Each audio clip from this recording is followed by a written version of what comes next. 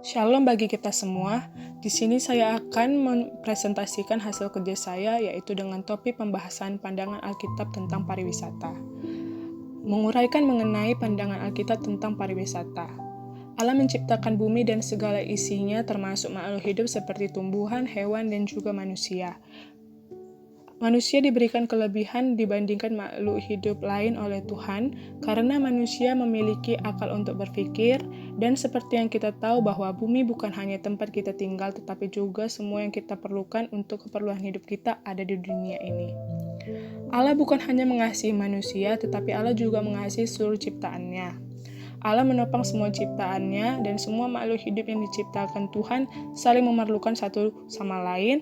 Maka dari itu manusia telah diutus Tuhan karena kelebihan yang diberikan untuk dapat menjaga dan memelihara ciptaan Tuhan yang lain dengan kasih seperti yang telah Allah tunjukkan kebesaran kasih-Nya dalam dunia ini, dan tentang bagaimana luar biasanya Allah saat menciptakan dunia ini dan isinya.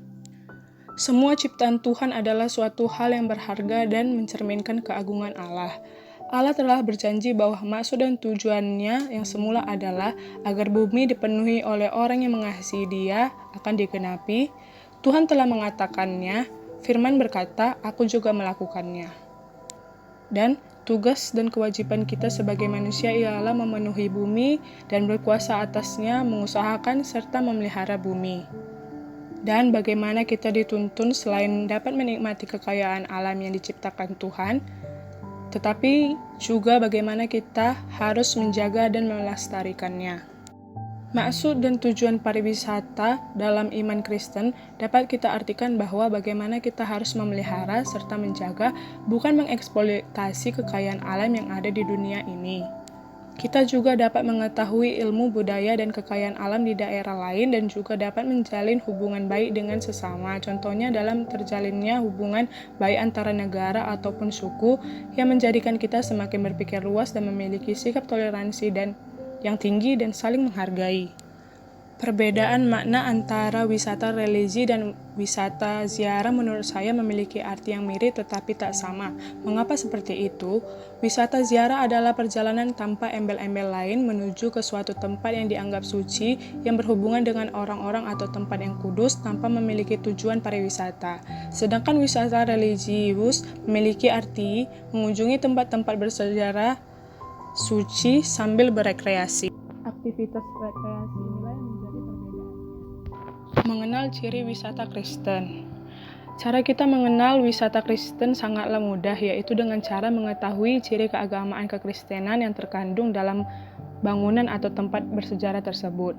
Di daerah milenial ini, kita sangat terbantu oleh teknologi yang semakin canggih, yang membuat kita semakin mudah untuk mengetahui tempat-tempat wisata religi yang dapat kita datangi dan yang dapat kita ketahui.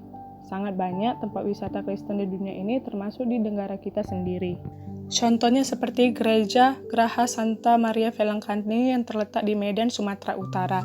Gereja ini memiliki daya tarik besar dari wisatawan karena termasuk dalam bangunan dan ornamennya yang bersejarah atau tua yang memiliki keunikan dari corak dan pewarnaan bangunan tersebut yang membuat wisatawan ingin datang ke gereja ini untuk berdoa dan beribadah.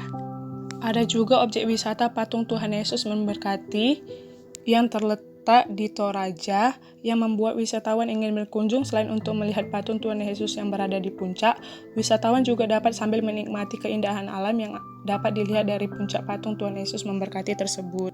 Itulah beberapa contoh gambaran objek wisata yang dapat menjadi ciri dari wisata Kristen.